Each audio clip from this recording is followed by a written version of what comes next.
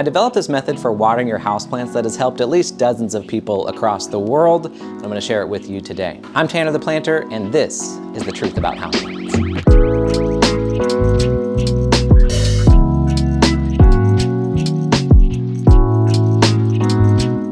All right, so the method that I'm talking about is kind of like the baking method. I have a chopstick right here. You can use a bamboo skewer, you can use a knitting needle. All you really need is a probe that doesn't have a sharp end at the bottom. You don't want to sever too many roots.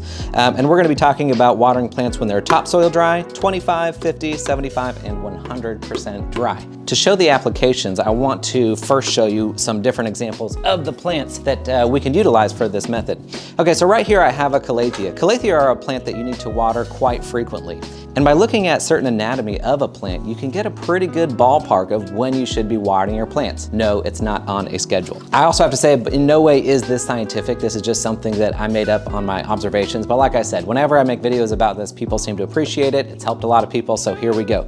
We're gonna be looking at 3 points of the plant's anatomy, okay? We're gonna be looking at the leaves, we're gonna be looking at the stems, and then finally we're gonna be looking at the roots.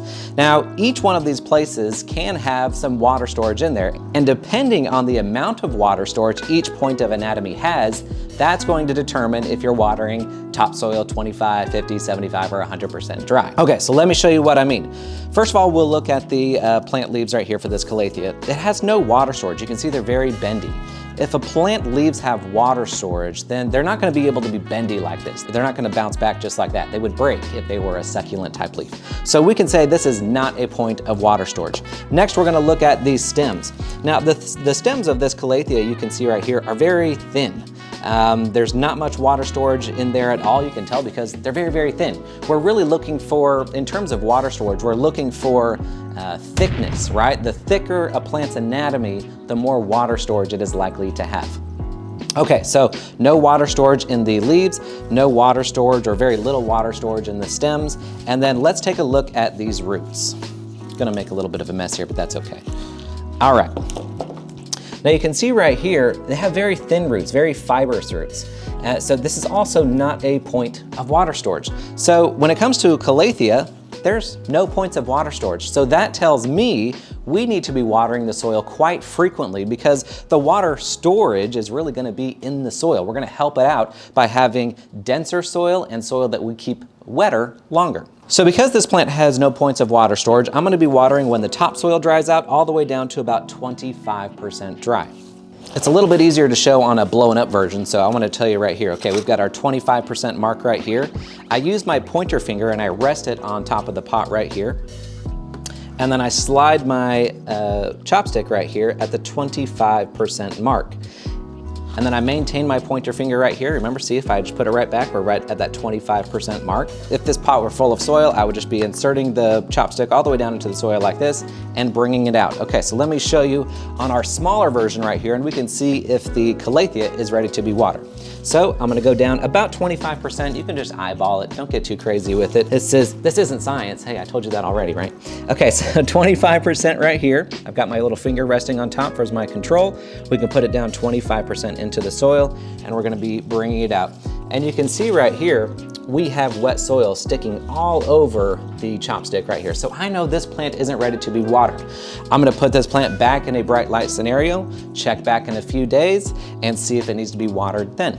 Next, we can look at a plant that's sort of in the intermediate. This is the Philodendron josebuano.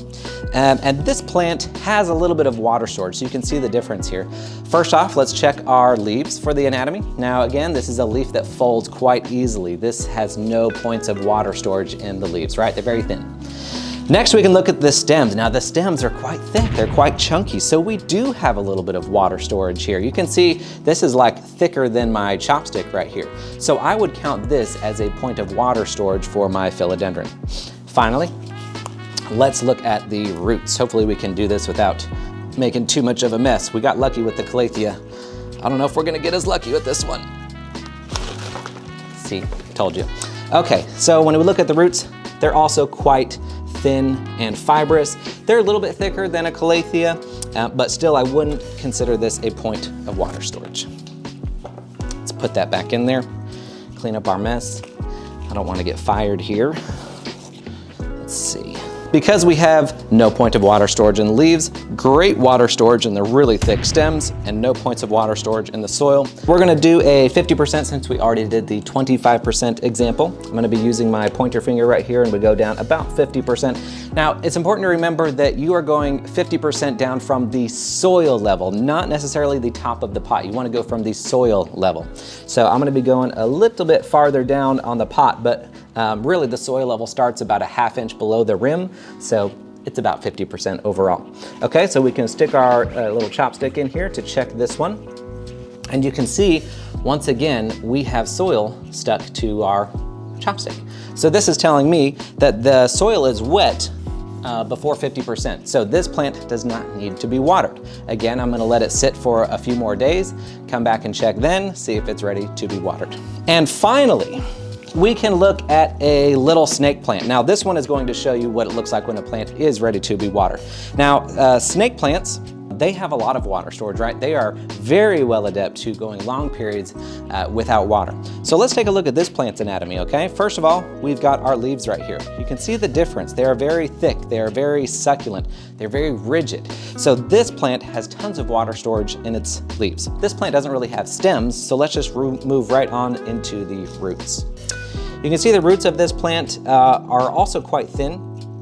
However, a little bit thicker probably than maybe the Calathea or ferns that have that really fibrous root system. And as this plant matures, the roots actually get much, much thicker, especially when it has babies and it has those really thick rhizomes. But because this plant has such thick, succulent leaves, there's enough water storage here to say, hey, this plant can go weeks and weeks sometimes without needing any water. We want all of the soil to dry out in between watering right here. Okay, so this plant needs to be 100% dry before you give it a nice thorough soak. So let's test that really quickly. We're gonna put our chopstick all the way down to the bottom of the soil. This is the easiest one to do because you can just shove it right all the way down in there, okay? And then we're going to take it out. And you can see right here, my chopstick comes out completely clean. Now, this is what I mean by the baking method. If you've ever baked something, you know, like a cake, for example, you've got your cake in the oven, and when the timer goes off, you use a fork or a knife or a toothpick or something to insert in the middle of the cake to see if the batter is done. If you put your toothpick in the middle of the cake and you bring it out and there's still wet batter on the cake, you know the cake is not ready to come out of the oven. It's not done baking yet. Keep it in there for a few more minutes and check again. So then when you go back and check, hopefully the second time or the third time, you put your toothpick in the middle of the cake and you bring it out and it's dry. This is the same principles that we're using to check our plants to see if they need to be watered, okay? So when I put my chopstick all the way in on our snake plant right here, no wet soil comes out on it, that is telling me, hey, we can come out of the oven. It's time to get watered. Give the plant a thorough soak, put it back in its location, and you're set to go. And that is how you know when to water your houseplants. So remember, before you water your houseplants, check that pot and remember to slap that subscribe button.